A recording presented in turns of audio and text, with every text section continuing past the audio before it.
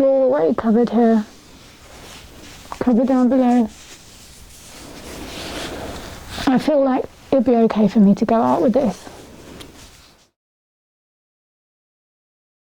Hi and welcome back. In today's video it's all about how to make a face mask. Now there are so many patterns out there and people say how you can make a 5-minute mask, how you can make a mask without any sewing or with a t-shirt, and I'm here to tell you that if you're going to make a face mask because you want to protect yourself from the coronavirus, don't just follow a pattern and think that it's going to work for you.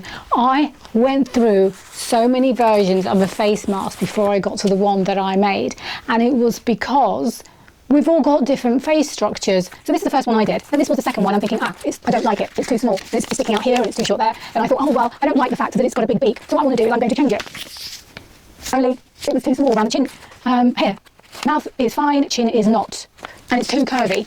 So that wasn't the one there. I want it to be completely protected here. I want it to go under the chin, and I want it to be curvy enough so it goes all the way around because I want to protect my face.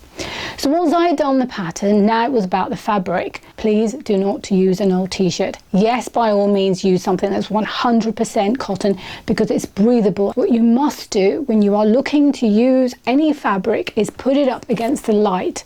If you can see light coming through and you can see the stitches, then it's not good enough, because if light can come through that means a coronavirus, which is an invisible droplet, can potentially come through it as well.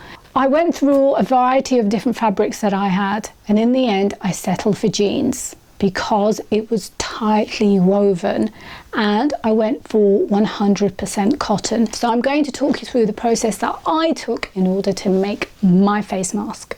I have to take apart the paper mask that I made because that's my pattern. I'm just tracing it around the trouser that I previously cut.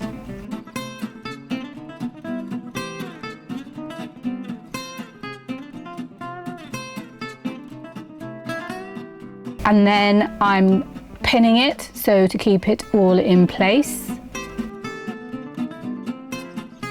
And then I cut around the pattern. And then using the pink fabric, I use that as my pattern for the blue fabric because I'm going to have a top and a bottom layer. And now I'm just pinning the curve. So now I'm ready to sew the curve of both the blue and pink fabric. And I make sure I go over it twice, and I do the same thing for the pink layer as well. I then bend and pin the ends of the pink fabric because I will be putting filters and will need an opening for it. And now I'm ready to pin the pink and blue fabric together. So I'm using pins first to secure it in place.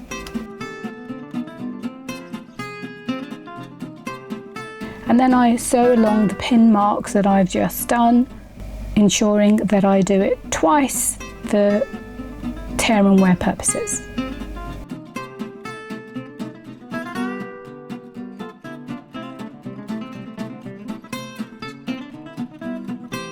And then I turn it inside out so I can actually see how it looks, and this is the progress so far. So now for the nose. I was going to use a hard piece of metal, but it was too difficult to bend, so I used a much pliable one, and I'm just feeding it through the very top of the face mask and then sewing it down so that it stays in place. I found some hairbands which were very cheap to buy in the supermarket, and I'm using these to put around my ear. So I'm just again folding the fabric, pinning it, and then I'm going to put it through the machine to secure it in place. And the face mask is made. So now for the filter. I'm using a Hoover bag, which is designed to protect people who have asthma and who want clean air. So I prise it away and I can see the extra piece of filter within the Hoover bag, and that's exactly what I'm going to be using. Putting the face mask on top of the filter, I cut it out and then I shove it into the face mask.